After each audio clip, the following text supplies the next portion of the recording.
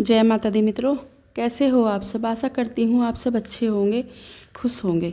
तो आज का हमारा विषय है, आपको अगर पूजा पाठ करते हुए 1 साल हो गया है तो आपके शरीर में ये शक्ति बैठ गई है।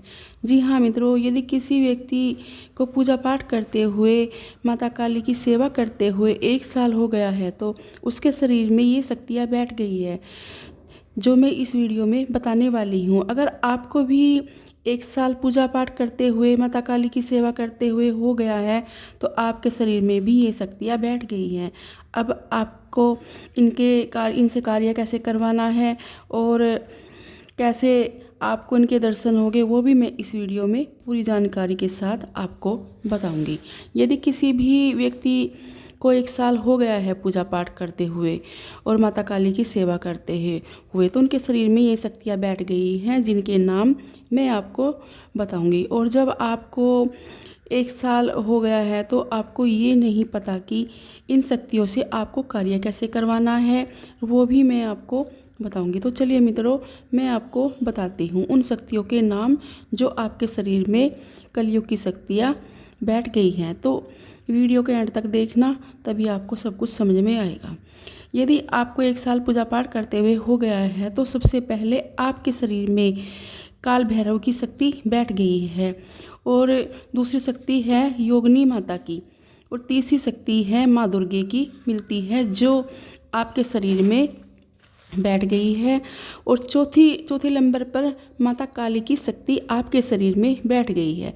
पांचवी शक्ति आपको मिलती है माता कामाख्या की, और जो आपके शरीर में बैठी है। यानी ये 5 शक्तियाँ आपके शरीर में बैठ गई है आपको पूजा पाठ करते हुए अगर 1 साल हो चुका है तो।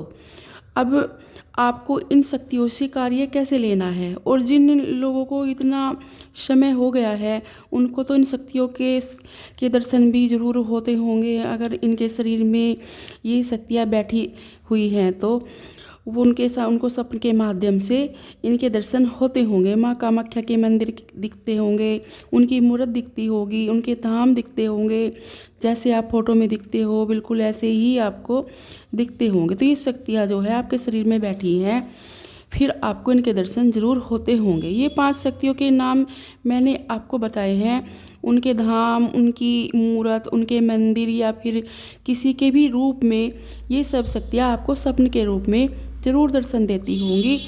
ये शक्तियाँ ऐसी हैं कि ये कभी भी किसी भी टाइम माँ के, ताई के, चाची के, किसी के भी रूप में आपको स्वप्न में दर्शन दे सकती हैं। तो अब आप इनसे कार्य कैसे कराएं वह भी मैं आपको बताती हूँ।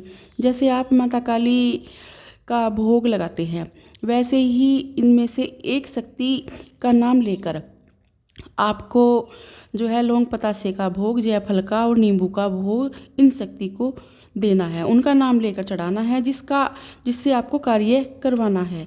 5 में से किसी एक शक्ति का नाम लेना है, और आपको ये जो मैंने भोग बताया है, 2 लौंग, 1 पतासा, 1 जयफल, 1 नींबू, इनके जो है माता काली के सामने कपूर के ऊपर चढ़ाना है। कपूर को जलाकर जब उसमें अग्नि उठ जाए उसी के ऊपर चढ़ाना है, उसी शक्ति का नाम लेकर, जिससे आपको अपना कार्य करवाना है।